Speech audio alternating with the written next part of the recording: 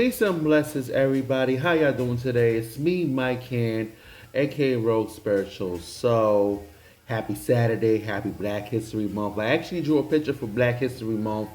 You can see it on my Instagram or whatever the case is. I drew two pictures, and I'm gonna draw some more.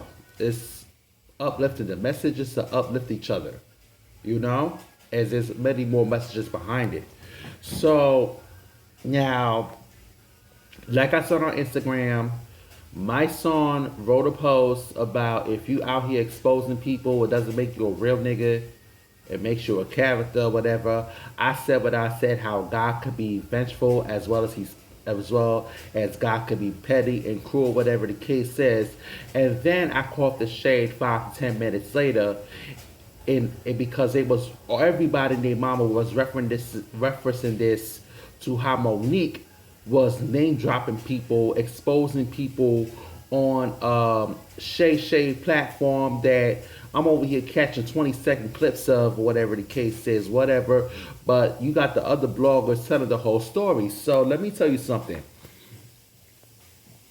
If you're out here exposing people, whether it be on a social media platform, the microphone, or podcast, whatever, your hands gotta follow suit the day after, the second after, the millisecond. It don't even matter. If you're gonna be out here exposing people, make sure your hands follow suit. And if you can't get to the person, then you pray to God to spin the block for you, as you can fuck around. You let the streets handle that. You know? Now you can go to my Instagram post back in 2020. When I got back on Demon Time or whatever, God started taking over again, and you could see that I name dropped niggas' information, phone numbers, and address. And my hands follow suit the next day. You know?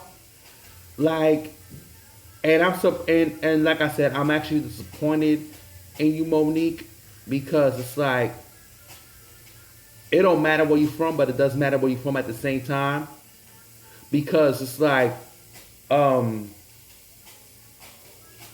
Riverdale section at the Bronx is laughing at you right now. You're supposed to be from Baltimore. Now, I never been from Baltimore, but the Riverdale section of the Bronx is laughing at you right now. Okay? Because you from the old school, you already know how...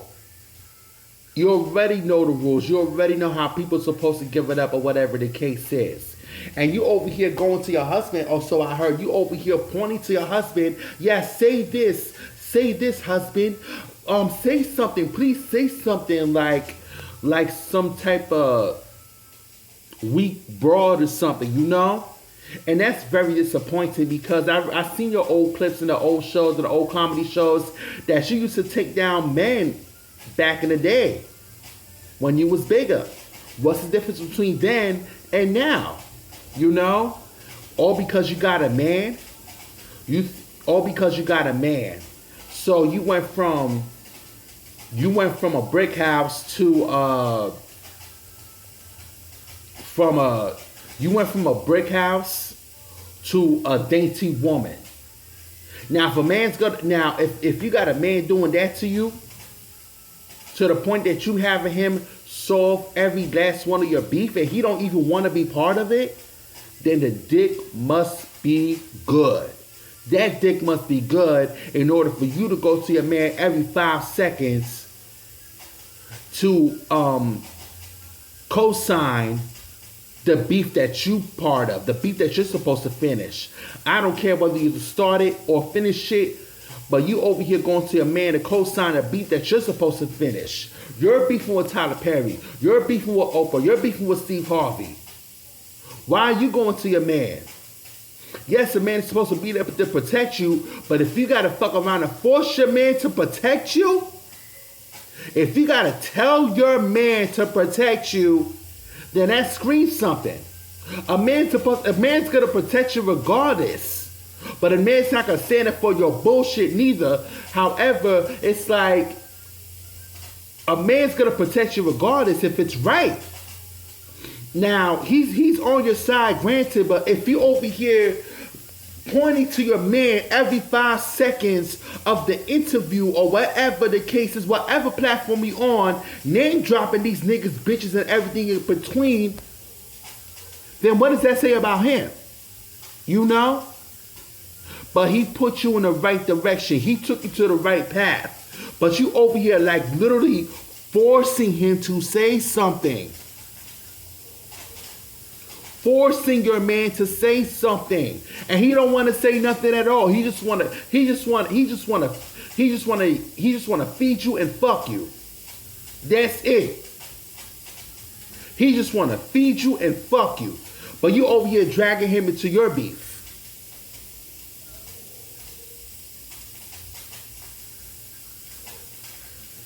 Listen, there's nothing wrong with the relationship. There's nothing wrong with anything.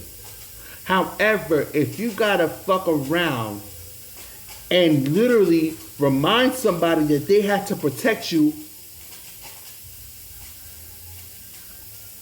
is he really the best for you? Is he really that man that you're supposed to walk to the sunset with? If you gotta literally remind him that he has to protect you, man, he just wanted to feed you and fuck you. But you out here like being some dainty old lady, but when you was 300 pounds, and I'm sorry to say, when you was 300 pounds, you was a whole brick house.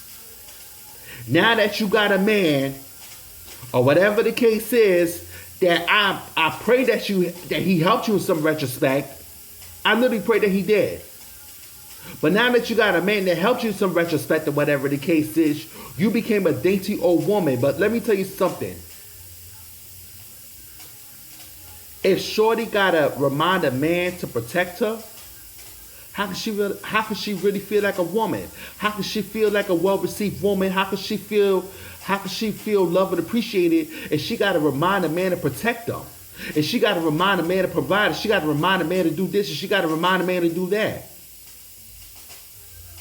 Everything was smooth sailing. You could have just let all that go. In fact, you could have just healed. You could have just healed, because I seriously pray for you to heal. And I was seriously in outrage where Hollywood forced you to play a very, very wicked ass character from Precious. Okay? Saw it in the movie theater. Was there for you when you was boycotting Netflix. I don't know what happened. I just wasn't there for it, because I wasn't seeing Precious the next time. I saw it once. I got disgusted. I guess what you got what you prayed for. You know? And that is a very ill. That is very I literally pray for you. I pray for you to heal, Miss Thing. Okay? I pray for you to heal. I pray for you to heal. I pray for you to get your pay for what you deserve, this and this and that.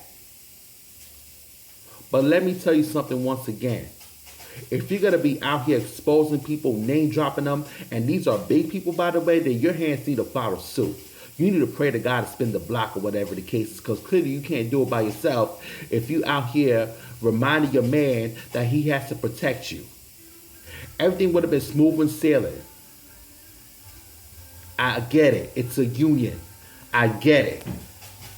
But if you actually constantly have to remind your man to provide and protect for you, then he's really not that good for you. And you need to wake up from that dream. You need to wake up from that dream, and I pray for you. On the low, I do. That's all I got to say. Thank you.